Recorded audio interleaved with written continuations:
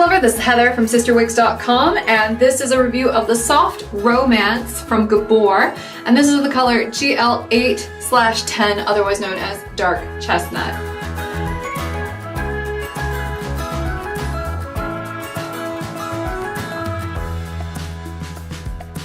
Now, even though this style is ever so slightly sweet, you know, it's like a little bit on the precious side, I still chose to pair it with some pretty glam makeup because I feel like this is actually a pretty versatile cut.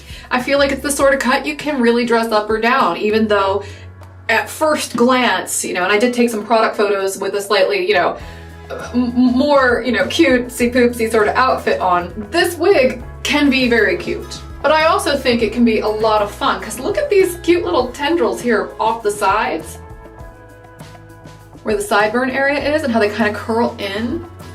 I think that's cute.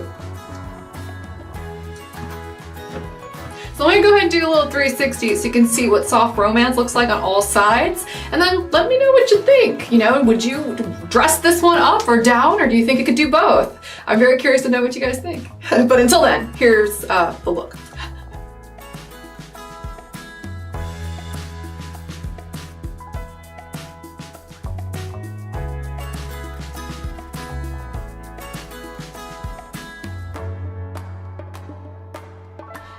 So yeah, very, very nice layering, very versatile little style, very large cap.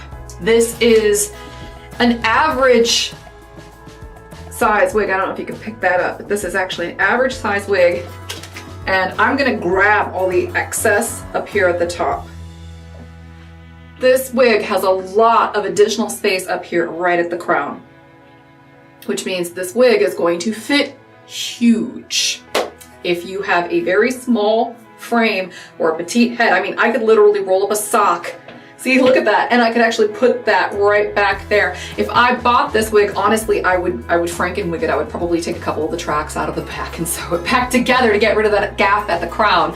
That is my principal complaint about this style, honestly. So the good news is that if you are the kind of person where, you know, you have, and I'm not using this term to be derogatory, it's just a term. If you have a pinhead, this wig might work really well because it's got additional space right where you'll need it, especially if you have an irregular, you know, cranial shape. These are prosthetic wigs. Talking about this in frank terms is going to be the easiest way to get to the point without having to dance around euphemisms, okay? So if you have kind of an irregular head shape, particularly up here for whatever reason, this wig will accommodate that very nicely. Likewise, if you have a lot of hair that you're trying to conceal up under a wig, like say you live in the state of Georgia, like I do, and let's say you have some bio hair and you don't know how to conceal the bio hair up under the cap because all these wigs fit so close to the scalp, this kind of wig is great.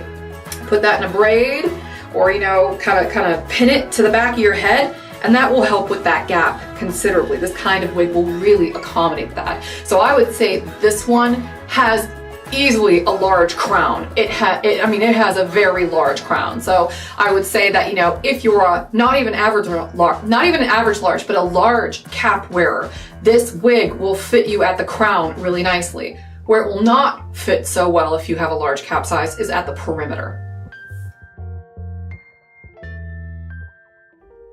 This particular wig has fuzzy felt at the front hairline. It also has open wefts on the top and a generous amount of permatease right here at the crown.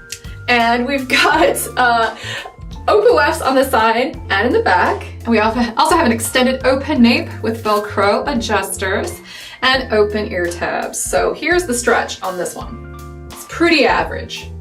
I would say if you wore this one with time, it would stretch out. And if we let the Velcro all the way out,